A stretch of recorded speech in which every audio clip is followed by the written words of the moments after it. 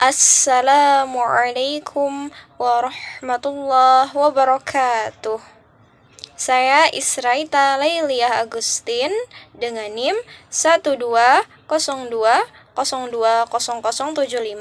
dari kelas PAI 4C Fakultas Tarbiyah dan Keguruan UIN Sunan Gunung Jati Bandung.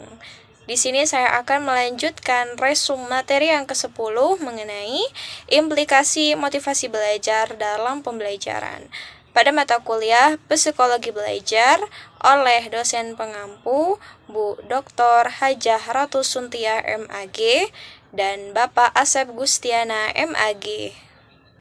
Pembahasan pada materi yang ke-10 ini diantaranya yang pertama, sifat motivasi belajar, yang kedua, bentuk motivasi belajar, yang ketiga, proses motivasi belajar, dan yang keempat, teknik motivasi belajar. Baiklah, pembahasan yang pertama, sifat motivasi belajar. Menurut Wina Sanjaya, sifat motivasi belajar ada dua. Di antaranya, yang pertama, motivasi intrinsik. Motivasi intrinsik ini motivasi yang ada dalam diri seseorang. Misalnya, peserta didik ini belajar karena keinginannya sendiri untuk menambah ilmu pengetahuan. Yang kedua, motivasi ekstrinsik.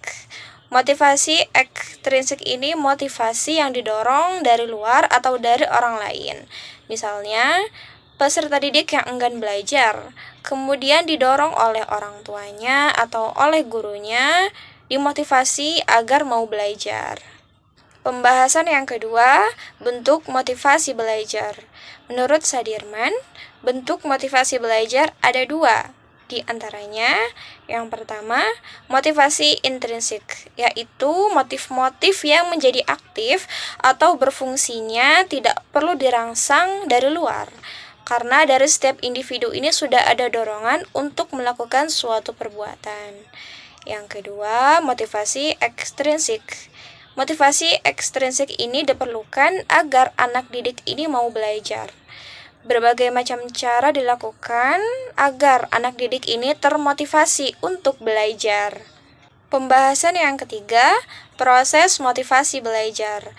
Menurut Robbins, tahun 2001 nomor 166, proses motivasi belajar yaitu kebutuhan merupakan faktor utama dalam motivasi. Kebutuhan ini adalah keadaan internal atau keadaan seseorang yang menyebabkan hasil-hasil tertentu tampak menarik.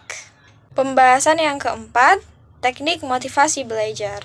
Menurut Iskandar, dalam memotivasi siswa dalam pembelajaran, di antaranya yang pertama, memberikan penghargaan kata-kata. Misalnya, ketika ada peserta didik atau ada siswa yang mendapatkan nilai yang baik, maka tak lupa seorang pendidik ini memberikan apresiasi, yaitu dalam bentuk penghargaan kata-kata. Misalnya, alhamdulillah kamu hebat, atau alhamdulillah kamu cerdas. Dan tak lupa seorang pendidik ini menghargai perkembangan dari siswanya masing-masing dalam proses tahap belajar mereka. Karena dengan ini akan membuat mereka ini tidak minder ya di antara satu sama lain dan merasa senang karena dihargai kelebihan dan kekurangan mereka masing-masing. Yang kedua, memberikan nilai ulangan sebagai pemacu siswa untuk lebih giat lagi dalam belajar. Nah, ketika seorang pendidik ini mengadakan suatu ulangan, maka tak lupa seorang pendidik ini memberikan nilai ulangan. Karena dengan memberikan nilai ulangan, mereka ini merasa senang ya, merasa dihargai, dan lebih membuat mereka ini semangat lagi dalam belajar. Yang ketiga, mengadakan permainan dan menggunakan simulasi.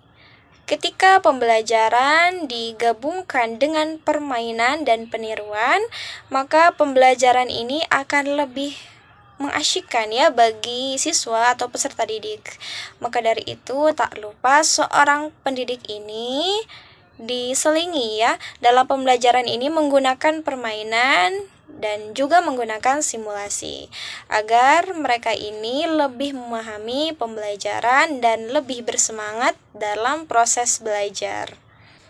Alhamdulillah, sekian resum materi yang ke-10 ini mengenai implikasi motivasi belajar dalam pembelajaran.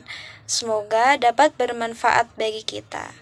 Dan mohon maaf jika ada kesalahan atau kekeliruan dalam penyampaian. Saya ucapkan terima kasih. Jazakumullah khairan.